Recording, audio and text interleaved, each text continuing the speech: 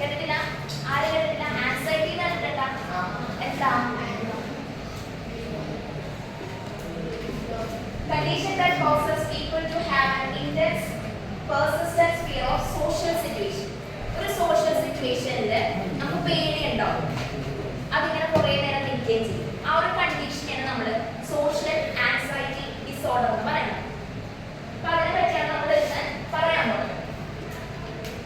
Adolescence കണ്ടിട്ടുണ്ടോ? നമ്മളിപ്പോൾ, അതായത് നിങ്ങൾ ഇപ്പോൾ ഉള്ള പീരീഡാണ് അഡോളസന്റ് പീരീഡ്. അതായത് നിങ്ങൾ അഡൾട്ടും അല്ല എന്നാൽ കുട്ടികളുമല്ല.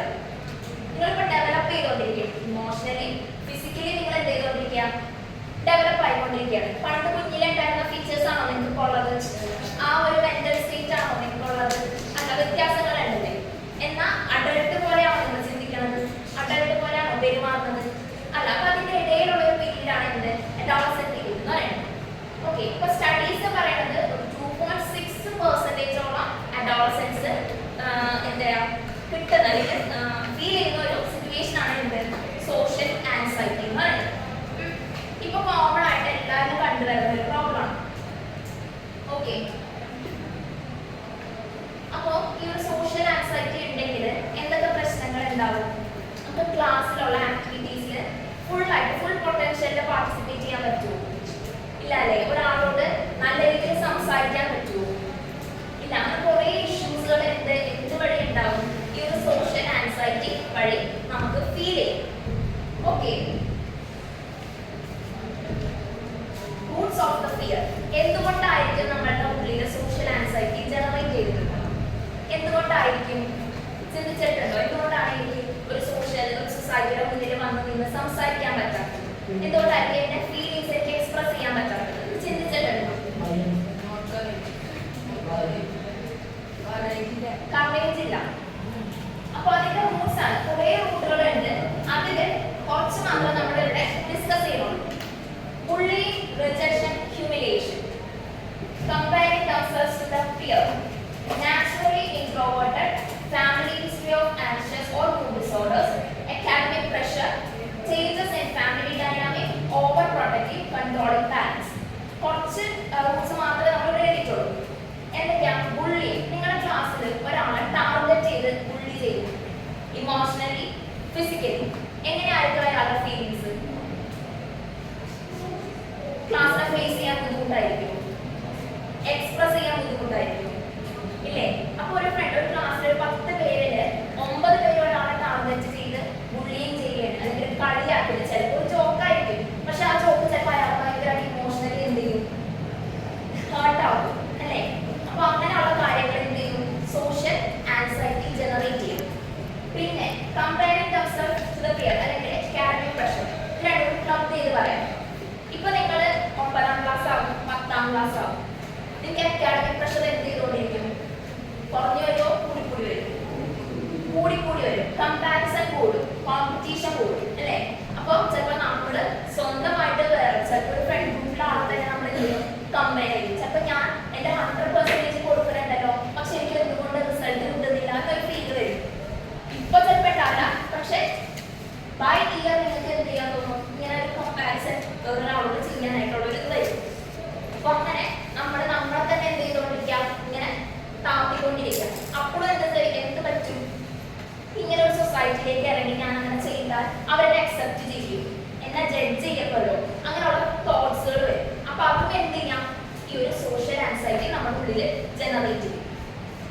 ഓക്കെ, ഇനി ചേഞ്ച് ഇൻ ഫാമിലി ഡൈനാമിക്. അതായത് ചിലപ്പോ ഫാമിലി ഇഷ്യൂസ് ഉണ്ടെങ്കിൽ, അതായത് ചിലപ്പോൾ അമ്മയും അച്ഛനും തമ്മിലുള്ള പ്രോബ്ലം ആകാം, അല്ലെങ്കിൽ ഗ്രാൻഡ് പാരൻസും അമ്മയും അച്ഛനും തമ്മിലുള്ള പ്രോബ്ലംസ് ആകാം, അതല്ലെങ്കിൽ നിങ്ങളും നിങ്ങളുടെ സിബ്ലിങ്സും ആയിട്ടുള്ള പ്രോബ്ലംസ് ആകാം. അപ്പൊ അങ്ങനെയുള്ള ഇഷ്യൂസ് ഉണ്ടെങ്കിലും നമുക്ക് എന്ത് സംഭവിക്കും? സോഷ്യൽ ആൻസൈറ്റി ജനറേറ്റഡ് ആകും. ഓക്കെ, അതെങ്ങനെയാ? വേറെ ഫാമിലിയിൽ ഇങ്ങനെയൊന്നുമില്ല, എന്റെ ഫാമിലിയിൽ ഇങ്ങനെയുണ്ട്, എന്റെ ഫാമിലിയിൽ ഇങ്ങനെ ഉണ്ടെന്ന് വേറൊരാൾ അറിഞ്ഞാൽ എന്നെ ജഡ്ജ് ചെയ്യില്ലേ? ഇങ്ങനെയുള്ള തോട്ട്സുകൾ എന്ത് ചെയ്യും? നമ്മളുടെ സോഷ്യൽ ആൻസൈറ്റി ജനറേറ്റ് ചെയ്യും. പിന്നെ എന്താ? Family history. നമ്മൾ അറിയില്ലേ, ഷുഗർ, BP അങ്ങനെയുള്ള കാര്യങ്ങളെല്ലാം നമ്മൾ ചോദിക്കും, വീട്ടുകാർക്ക് ഷുഗർ BP ഉണ്ടോ? അതുകൊണ്ടായിരിക്കും ചിലപ്പോൾ നമ്മുടെ ഷുഗർ BP വരാം. അതുപോലെ തന്നെയാണ് ഇതുപോലെയുള്ള മെന്റൽ ഇഷ്യൂസും. ഫാമിലിയിൽ ആർക്കെങ്കിലും ആൻസൈറ്റി ഉണ്ടെങ്കിൽ നമ്മളിലും അതിന്റെ എന്തുണ്ടാവും? ഒരു ജീൻ നമ്മുടെ കയ്യിൽ ഉണ്ടാവും. അത് നമ്മുടെ സിറ്റുവേഷൻ വൈസ് ആയിരിക്കും ചിലപ്പോൾ എന്ത് ചെയ്യുക, കൂടി വരും. അതാണ് ജനറ്റിക് അല്ലെങ്കിൽ ഹിസ്റ്ററി ഓഫ് ആൻസൈറ്റി. അടുത്തതാണ് ഓവർ പ്രൊട്ടക്റ്റീവ് കൺട്രോളിംഗ് പാരൻസ്. ചിലപ്പോൾ നിങ്ങളുടെ എല്ലാവരും ആ ഒരു ഫീൽ ഉണ്ടാവും. ചിലപ്പോൾ നമ്മുടെ പാരൻസ് ചിലപ്പോൾ നമ്മൾ നല്ലതിന് വേണ്ടിയിട്ടായിരിക്കും പറയുന്നത്. ഒരു സ്ഥലത്ത് പൊക്കോട്ടെ എന്ന് വരുമ്പോൾ ചിലപ്പോൾ അപ്പം തന്നെ പറയും വേണ്ട പോകണ്ട, അല്ലെങ്കിൽ ഒറ്റ ഒരു കാര്യം ചെയ്യേണ്ടി വരുമ്പോൾ വേണ്ട ഞങ്ങൾ ചെയ്തു തരാം. അങ്ങനെ പറയുന്ന പാരൻസ് ഉണ്ട്, നല്ലതിന് പറയുന്ന പാരൻസ് ഉണ്ട്. ചിലപ്പോൾ എൻ്റെ മക്കളെ എൻ്റെ കൺട്രോളിൽ ഇരിക്കണമെന്ന് ആഗ്രഹിക്കുന്ന പാരൻസ് ഉണ്ടാവും.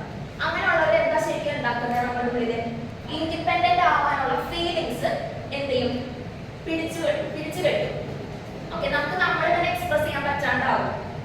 ഫുൾ ടൈം നമ്മൾ എന്തായിരിക്കും ഫാമിലിനോട് ഡിപ്പെൻഡന്റ് ആയി മാറും. ഓക്കെ, അപ്പൊ ഒറ്റയ്ക്ക് ചിലപ്പോൾ നമ്മൾ ഒരു സിറ്റുവേഷൻ ഫേസ് ചെയ്യുന്ന സമയത്ത് വരുമ്പോൾ നമുക്ക് എന്തുണ്ടാവും, പേടിയുണ്ടാവും. ഞാൻ ചെയ്താൽ അത് ശരിയാവും, ഞാൻ ഒരാളോട് എങ്ങനെ കമ്മ്യൂണിക്കേറ്റ് ചെയ്യും, അങ്ങനെയുള്ള ഇഷ്യൂസ് നമ്മുടെ എന്ത് ചെയ്യും, ജനറേറ്റ് ചെയ്യും. ഓക്കെ, അതാണ് കൺട്രോളിംഗ് അല്ലെങ്കിൽ ഓവർ പ്രൊട്ടക്റ്റീവ് ആയിട്ടുള്ള പാരൻസ്. സോ ഇതൊക്കെയാണ് കുറച്ച് റൂട്ട്സ് ഓഫ് സോഷ്യൽ ആൻസൈറ്റി എന്ന് പറയുന്നത്. കുറേ ഉണ്ട്, ഇത്രയൊക്കെ മനസ്സിലാക്കുക. ഇനി സോഷ്യൽ ആൻസൈറ്റി കൊണ്ട് ഉണ്ടാകുന്ന കാര്യങ്ങൾ എന്തൊക്കെയാണ്? Negative self talk, difficulty maintaining friendship, poor classroom participation, declining academic performance, developing substance abuse, reduced career opportunity, tendency to avoid public events, stress related symptoms, poor communication skills. ഇപ്പോൾ negative self talk നമ്മൾ സ്വന്തമായിട്ട് സംസാരിക്കുന്ന ആൾക്കാരാണ്. വീട്ടിലൊക്കെ ഒറ്റയ്ക്കാണെങ്കിൽ ചിലപ്പോൾ നമ്മൾ സ്വന്തമായിട്ട് എന്ത് ചെയ്യും, സംസാരിക്കും അല്ലേ? പക്ഷെ ആ സംസാരം നമ്മളെ അടിച്ചമർത്തുന്ന രീതിയിലുള്ളതാണെങ്കിലും എന്നെ കൊണ്ട് ഒന്നിനും പറ്റില്ല, ഞാൻ നല്ലതല്ല എന്ന് നമ്മളിങ്ങനെ കണ്ടിന്യൂസ് ആയിട്ട് നമ്മളെ പറ്റി പറഞ്ഞുകൊണ്ടിരിക്കും ഇല്ലേ? അതാണ് സോഷ്യൽ ആൻസൈറ്റിയുടെ ഒരു ആഫ്റ്റർ എഫക്റ്റ് ആണ്. നമ്മൾ എന്ത് ചെയ്യും, നമ്മളെ തന്നെ താഴ്ത്തി പറഞ്ഞുകൊണ്ടിരിക്കും. പിന്നെ ഡിഫിക്കൽട്ടി മെയിൻറ്റെയിനിങ് ഫ്രണ്ട്ഷിപ്പ്. ഇപ്പോൾ നമ്മുടെ ഗ്രൂപ്പിൽ തന്നെ ഒരു കമ്പാരിസൺ വരുന്ന കണ്ടീഷനൊക്കെ ആണെങ്കിൽ എന്ത് ചെയ്യും, നമുക്ക് നമ്മുടെ ഫ്രണ്ട്സിന്റെ ഇടയിൽ തന്നെ നമുക്ക് തോന്നണം ഇവള് അല്ലെങ്കിൽ അവൻ എന്നേക്കാളും കുറവാണ് ചെയ്യുന്നത്, പക്ഷെ എന്താ റിസൾട്ട് കൂടുതൽ കിട്ടുന്നത് അയാൾക്കാണല്ലോ. അങ്ങനെയുള്ള കമ്പാരിസൺസ് വരുമ്പോൾ നമുക്ക് എന്ത് സംഭവിക്കാം, ആ ഒരു ഫ്രണ്ട്ഷിപ്പ് അല്ലെങ്കിൽ ആ ഒരു റിലേഷൻ മെയിൻറ്റെയിൻ ചെയ്യാൻ പറ്റാണ്ട്. പിന്നെ അതേപോലെ തന്നെ പുവർ കമ്മ്യൂണിക്കേഷൻ സ്കിൽ, അതായത് വേറൊരാളോട് നമുക്ക് നല്ലൊരു ഫോമൽ ആയിട്ടുള്ള രീതിയിൽ സംസാരിക്കാനുള്ള കഴിവുണ്ടാകും സോഷ്യൽ ആൻസൈറ്റി ഉള്ള ആൾക്കാർക്ക്. ഓക്കെ, അപ്പോൾ എന്തെങ്കിലും കമ്മ്യൂണിക്കേഷൻ ബാരിയർ ഫോം ചെയ്യും. അത് ചിലപ്പോൾ നമ്മുടെ ഫാമിലി മെമ്പേഴ്സിനോടാകാം, ഫ്രണ്ട്സിന്റെ ഇടയിലാകാം, പാർട്ട്ണറിന്റെ ഇടയിലായിരിക്കും. അപ്പോൾ അങ്ങനെ വരുന്ന കണ്ടീഷനിലാണ് എന്ത് നമുക്ക് റിലേഷൻ മെയിൻറ്റെയിൻ ചെയ്യാൻ പറ്റുക. പിന്നെ അടുത്തത് poor class room participation. Okay, അതെന്താ, ഇപ്പൊ നിങ്ങളോട് ഞാൻ ആദ്യം പറഞ്ഞ ക്വസ്റ്റ്യൻസ് ഇവിടെ വന്ന് നിങ്ങളോട് പറയാൻ പറഞ്ഞാൽ നിങ്ങൾക്ക് എന്തുണ്ടാവും, ഉള്ളിൽ അപ്പം തന്നെ ഒരു ആദ്യം പോലെ കയറും അല്ലേ? നിങ്ങൾക്ക് പറ്റുമോ, വേണ്ട, എനിക്ക് അറിയാം പക്ഷെ ഞാൻ പറയുന്നില്ല, അങ്ങനെയുള്ള ചിന്തകൾ വരും. അതൊക്കെ എന്താ, ഈ ഒരു സോഷ്യൽ ആൻസൈറ്റി നമ്മുടെ ഉള്ളിലുണ്ട് എന്നതിന്റെ ഒരു എഫക്ട്സ് ആണ്. പിന്നെ എന്താ, അക്കാഡമിക് പെർഫോമൻസുകൾ കുറയും. അക്കാഡമിക് പെർഫോമൻസുകൾ എന്ന് പറയുമ്പോൾ ഇപ്പൊ ചിലപ്പോൾ നമ്മൾ തന്നെ ഇപ്പൊ പറഞ്ഞ പോലെ നെഗറ്റീവ് സെൽഫ് ടോക്ക്, നമ്മുടെ കോൺഫിഡൻസിനെ നമ്മൾ തന്നെ ഇല്ലാണ്ടാക്കും. നമുക്ക് ചിലപ്പോൾ പറ്റുമായിരിക്കും, പക്ഷെ നമ്മൾ എന്ത് ചെയ്യില്ല, അതിന് വേണ്ടിയിട്ടുള്ള കാര്യങ്ങളൊന്നും ചെയ്യില്ല. നമ്മൾ തന്നെ എന്ത് ചെയ്യും, കൺട്രോളിൽ നിർത്തും. അപ്പോൾ നമ്മൾ സ്വാഭാവികമായിട്ട് എന്ത് പറ്റും, നമ്മുടെ അക്കാഡമിക് പെർഫോമൻസുകൾ കുറയും. ഇനി കരിയർ ഓപ്പർച്യൂണിറ്റീസ്. ഒരു കരിയർ സ്റ്റാർട്ട് ചെയ്യുന്നതിന് മുന്നേ നമ്മൾ കുറേ സ്റ്റെപ്സുകൾ പോകും. എന്താ അതിൽ മേജർ സ്റ്റെപ്പ് എന്താ, ഇന്റർവ്യൂ. ഒരു ഇന്റർവ്യൂവിന് നിങ്ങളോട് നാളെ ചെല്ലാൻ പറയണം, നിങ്ങൾക്ക് ഇന്നേ തന്നെ പേടി തുടങ്ങും ഇല്ലേ?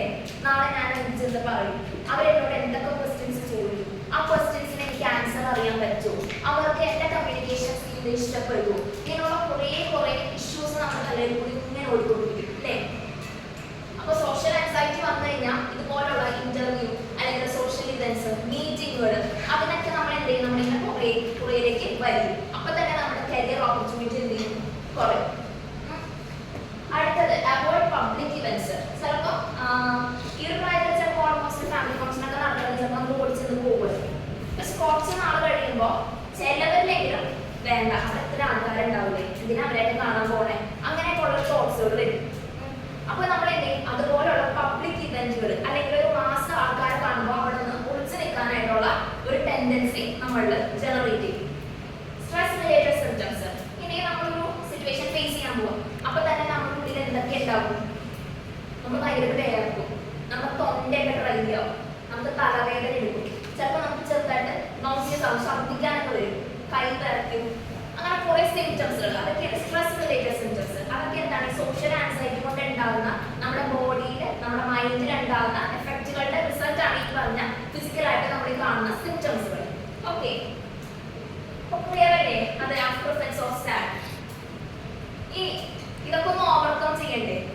ചിലപ്പോൾ നമുക്ക് ഉണ്ടാവില്ലായിരിക്കും, പക്ഷെ നമ്മളുടെ കൂടെ ഉള്ള ഒരാൾക്കായിരിക്കാം, അല്ലെങ്കിൽ ഫാമിലിയിലുള്ള ആൾക്കായിരിക്കാം. അപ്പൊ അവരെയൊക്കെ നമുക്ക് എന്ത് ചെയ്യണം? ഈ ഒരു സിറ്റുവേഷനിൽ, സോഷ്യൽ ആൻസൈറ്റി എന്ന സിറ്റുവേഷനിൽ എന്ത് ചെയ്യണം? അവരെ ഹെൽപ്പ് ചെയ്യണം. Share your feelings with close friends or family members who can offer support and understanding. ചിലപ്പോൾ നമുക്ക് എന്തും തുറന്നു പറയാൻ പറ്റുന്ന ഒരു ആൾക്കാരുണ്ടായിരിക്കും. ഫ്രണ്ട്സ് ആകാം, ഫാമിലി ആകാം, അല്ലെങ്കിൽ ഒരു പാർട്ണർ ആകാം. ഓക്കെ, അപ്പൊ നമ്മൾ എന്ത് ചെയ്യാം? ചിലപ്പോൾ നമ്മൾ ഞാനത് പറഞ്ഞാൽ അവരത് അക്സെപ്റ്റ് ചെയ്യും, അല്ലെങ്കിൽ അവർക്ക് നമ്മുടെ ഫീലിങ്സ് മനസ്സിലാക്കാൻ പറ്റും. അങ്ങനെ മനസ്സിലാക്കാൻ പറ്റുമെന്ന് നമുക്ക് കോൺഫിഡന്റ് ഉള്ള ഒരാളോട് നമ്മൾ എന്ത് ചെയ്യണം? ഫീലിങ്സ് ഷെയർ ചെയ്യണം. എല്ലാം നമ്മൾ എന്ത് ചെയ്യാൻ പാടില്ല? നമ്മുടെ ഉള്ളിൽ സപ്രസ് ചെയ്ത് വെക്കാൻ പാടില്ല. അതിങ്ങനെ തിങ്ങായിരിക്കും നമുക്ക് എന്ത് പറ്റുക? നമ്മുടെ കൺട്രോളിൽ നിന്ന് ഈ ഒരു സോഷ്യൽ ആൻസൈറ്റി നമുക്ക് കൺട്രോൾ ചെയ്യാൻ പറ്റുന്ന കാര്യങ്ങളാണ്. പക്ഷേ ഇങ്ങനെ സപ്രസ് ചെയ്ത് വെക്കുമ്പോൾ എന്ത് പറ്റും? നമ്മുടെ കൺട്രോളിൽ നിന്ന് മാറും. ഓക്കെ, അപ്പൊ എന്ത് ചെയ്യാം? ഫാമിലിയോ അല്ലെങ്കിൽ ഫ്രണ്ട്സിനോടോ എന്ത് ചെയ്യാം? ഫീലിങ്സ് ഷെയർ ചെയ്യാം.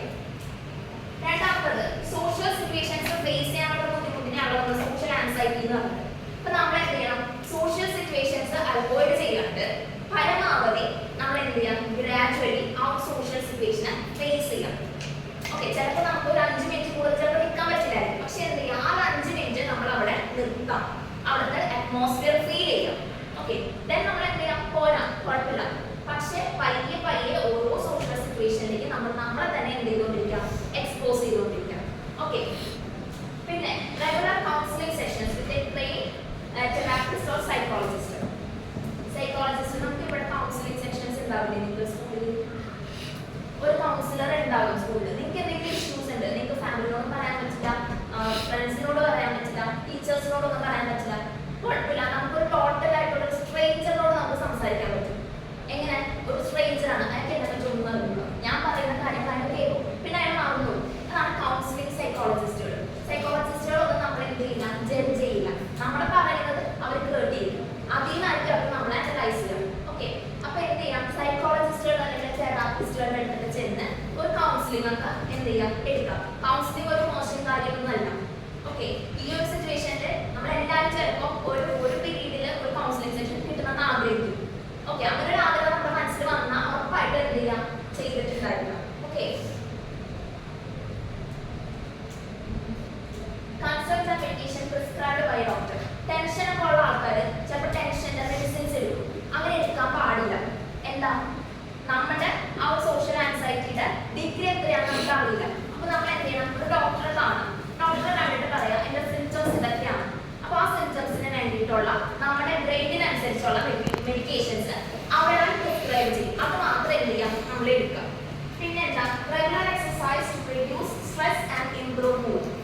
നമ്മൾ യോഗ ചെയ്യുന്ന ആൾക്കാർ, അല്ലെങ്കിൽ റെഗുലർ ആയിട്ട് എക്സസൈസ് ചെയ്യുന്ന ആൾക്കാർ, ഫുഡ് നല്ല രീതിയിൽ കൺട്രോൾഡ് ആയിട്ട് കൊണ്ടുപോകുന്ന ആൾക്കാരൊക്കെ ഈ പറഞ്ഞ മെന്റൽ ഇഷ്യൂസ്, ഫിസിക്കൽ ഇഷ്യൂസ് ഒക്കെ കുറവായിരുന്നു. നമ്മളൊന്ന് ശ്രദ്ധിച്ചാൽ നമുക്ക് മനസ്സിലാവും. എന്തുകൊണ്ടാണ്? നമ്മുടെ ബോഡി എപ്പോഴും എന്ത് ചെയ്തുകൊണ്ടിരിക്കാൻ? ആക്റ്റീവ് ആണ്. പിന്നെ യോഗ എന്നൊക്കെ പറഞ്ഞു കഴിഞ്ഞാൽ നമ്മുടെ ബ്രെയിനിനുള്ള എക്സസൈസസ് ആണ്, മൈൻഡിനുള്ള എക്സസൈസ് ആണ്. അപ്പൊ എന്താണ്? നമ്മൾ എപ്പോഴും കാം ആൻഡ് ക്വൈറ്റ് ആയിട്ടിരിക്കുന്ന ഈ സമയങ്ങളാണ്. അപ്പൊ ഈ ഒരു ഇത് റെഗുലർ ആയിട്ട് പ്രാക്ടീസ് ചെയ്യുമ്പോൾ എന്ത് സംഭവിക്കും? നമുക്ക് നമ്മളെ തന്നെ അറിയാൻ പറ്റും. അല്ലെങ്കിൽ നമുക്ക് നമ്മുടെ ഒരു കൺട്രോൾ പോകുന്ന സമയത്ത് നമ്മൾ തിരിച്ച് ആ ഒരു നോർമൽ ആയിട്ടുള്ള ഒരു സ്റ്റേറ്റിലേക്ക് കൊണ്ടുവരാനായിട്ടുള്ള എബിലിറ്റി എന്ത് ചെയ്യും? നമുക്ക് ഈ യോഗ സെക്ഷൻ വഴി, അല്ലെങ്കിൽ ഈ വീട്ടിലൊക്കെ പോവില്ലേ, അതുവഴിയൊക്കെ നമുക്ക് എന്ത് ചെയ്യാൻ പറ്റും? ക്ലിയർ ചെയ്ത് കിട്ടാൻ പറ്റും. പിന്നെ ഈ ഒരു ടെൻഷൻ വന്ന സമയത്ത് നമ്മൾ എന്താ ചെയ്യാം? ഈ സ്റ്റേജിലൊക്കെ ഇറങ്ങുന്ന ചിലപ്പോൾ നമ്മൾ എന്ത് ചെയ്യും? ഒരു ബ്രീത്ത് ഒക്കെ എടുത്ത് വിടും, അല്ലേ? അപ്പൊ അതൊരു എന്താണ്? അതൊരു മെയിൻ ആയിട്ടുള്ള ഒരു മെത്തേഡാണ്, ടെക്നിക്കാണ്. ഒരു സോഷ്യൽ ആൻസൈറ്റി ഒന്ന് കൺട്രോളിൽ കിട്ടാൻ വേണ്ടിയിട്ട് നമ്മൾ ചെയ്യുന്ന ഒരു മെത്തേഡാണ് ബ്രീത്തിങ് ടെക്നിക്കുകൾ. ഓക്കെ, അപ്പൊ ഇത്രയൊക്കെയാണ് സാഡിന്റെ ആ ഒരു എഫക്റ്റീവ് നമ്മളെ ഒന്ന് എന്ത് ചെയ്യാം? ഹെൽപ്പ് ചെയ്യുന്ന കാര്യങ്ങൾ. ഓക്കെ, ഇപ്പൊ ചിലപ്പോൾ നമുക്ക് ഉപകരിക്കില്ല, പക്ഷെ നമ്മുടെ കൂടെയുള്ള ആൾക്കാർക്ക് അല്ലെങ്കിൽ ഫാമിലി മെമ്പേഴ്സിനൊക്കെ എന്ത് ചെയ്യാം? നിങ്ങൾക്ക് ഇത് സജസ്റ്റ് ചെയ്ത് കൊടുക്കാം. Okay,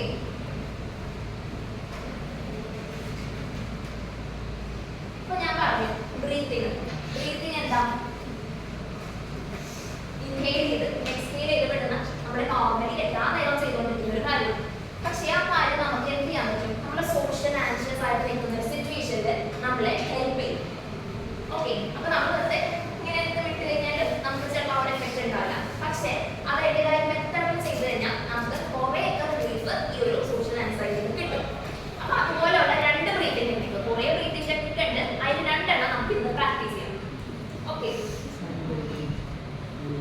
Diaphragmatic breathing, engaging the diaphragm to breathe deep and calmly breathing. എല്ലാവരും ഒന്ന് നേരിരുന്നേ. ബാഗൊക്കെ ഒന്ന് ഒതുക്കി വെച്ചോ.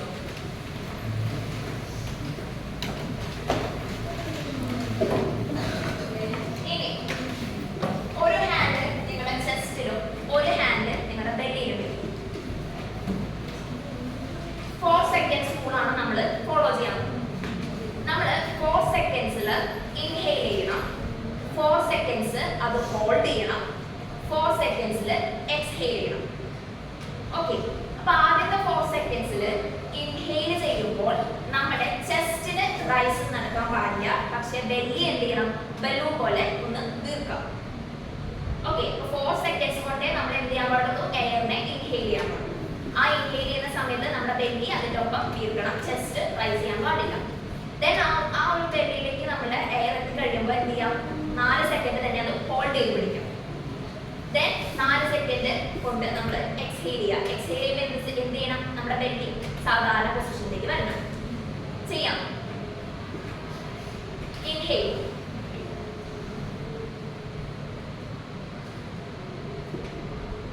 എക്സ്ഹേൽ, inhale,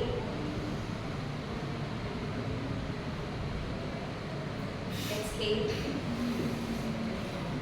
inhale,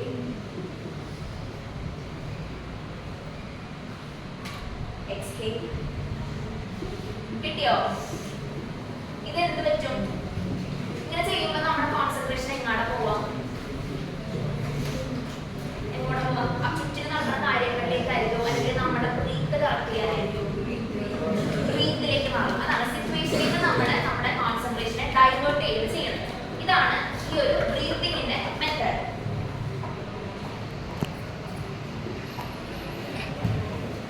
ഇനി അടുത്തത് ഒരു 4 സെക്കൻഡ് കൂടെ തന്നെയാണ്, പക്ഷേ അവിടെ എന്താ, നോസിൽ കൂടെ ഇൻഹേൽ ചെയ്യും, ഹോൾഡ് ചെയ്യും, പക്ഷേ എക്സ്ഹേൽ ചെയ്യുന്നത് എങ്ങനെയായിരിക്കും, മൗത്തിൽ കൂടെ. ഓക്കെ, ഈ സെയിം മെത്തേഡ് തന്നെ inhalation 4 seconds, holding 4 seconds, exhaling through mouth 4 seconds. അതുകൂടി ചെയ്യാം. സ്ട്രെയിറ്റ് ആയിട്ട് തുടങ്ങാം. കൈവച്ചോ. ഇൻഹേൽ,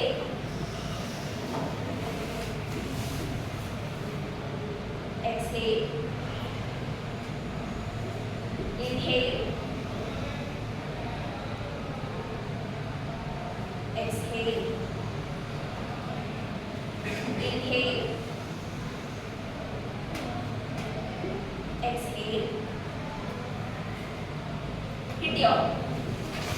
അപ്പൊ എന്താ, ഇതൊക്കെ കുറച്ച് മെത്തേഡ്, ഇതിന് കൂടുതൽ മെത്തേഡുകളുണ്ട്, പക്ഷെ അത് കുറച്ചുകൂടി ഡീപ്പർ കോൺസെപ്റ്റ് ആണ്. അപ്പൊ എന്ത് ചെയ്യാം, സോഷ്യൽ ആൻസൈറ്റി, ഒരു സിറ്റുവേഷൻ ഇപ്പൊ ഫേസ് ചെയ്യേണ്ട ബുദ്ധിമുട്ടുകൾ ഉണ്ടെങ്കിൽ ഒന്നില്ലെങ്കിൽ എന്തുകൊണ്ടാണ് എന്നുള്ള കാര്യം നിങ്ങൾ തന്നെ അനലൈസ് ചെയ്യും. പറയണമെന്ന് തോന്നണില്ല, ഐസൊലേറ്റ് ആവാണ്ടിരിക്കുക. ഓക്കെ, ഇൻട്രോവേർട്ട് ആണ്, എക്സ്ട്രോവേർട്ട് ആണ്, ആംബിവേർട്ട് ആണ്, അങ്ങനെയൊക്കെ കേട്ടിട്ടുണ്ടോ? ഇൻട്രോവേർട്ടുകൾ എന്ന് പറഞ്ഞാൽ ഏകാന്തത ആസ്വദിക്കുന്നതാണ്. എക്സ്ട്രോവേർട്ടുകൾ എന്ന് പറഞ്ഞാൽ എന്താ, ഒരു സോഷ്യൽ സിറ്റുവേഷൻ കിട്ടിയ അതിനുള്ളിലേക്ക് ഭയങ്കര എൻഗേജ്ഡ് ആയിട്ട് പാർട്ടിസിപ്പേറ്റ് ചെയ്യുന്നതാണ്. ആംബിവേർട്ടുകൾ എന്ന് പറഞ്ഞാൽ എന്താ, അത് രണ്ടുമാണ്. ചിലപ്പോൾ ഭയങ്കര എനർജിയിൽ ഇരിക്കുന്ന ആൾക്ക് കുറച്ച് കഴിയുമ്പോൾ അതാണ് ആംബിവേർട്ട്. ഈ ഇൻട്രോവേർട്ടുകൾ ഐസൊലേഷൻ ഇഷ്ടപ്പെടുന്ന ആൾക്കാരാകാം, പക്ഷെ ചില ആൾക്കാർ എന്തുകൊണ്ടാണ് പേടി കൊണ്ട് ഐസൊലേറ്റഡ് ആവുന്ന ആൾക്കാർ. അപ്പൊ അവരെയൊക്കെ എന്ത് ചെയ്യാം, ക്ലാസ്സിൽ തന്നെ ചിലപ്പോൾ ഉണ്ടാവും. അപ്പൊ ഐഡന്റിഫൈ ചെയ്യുക, ശ്രമിക്കാം. ഈ ഒരു കുറച്ച് കാര്യങ്ങളൊക്കെ പറഞ്ഞില്ലേ, എന്തൊക്കെ കൊണ്ടാകാം ഈ ഒരു സോഷ്യൽ ആൻസൈറ്റി ഉണ്ടാകും, അങ്ങനെ ഒരു സിറ്റുവേഷൻ അയാൾക്ക് ഉണ്ടോ എന്ന് നോക്കണം. അതല്ലെങ്കിൽ അതുകൊണ്ട് ഉണ്ടാകുന്ന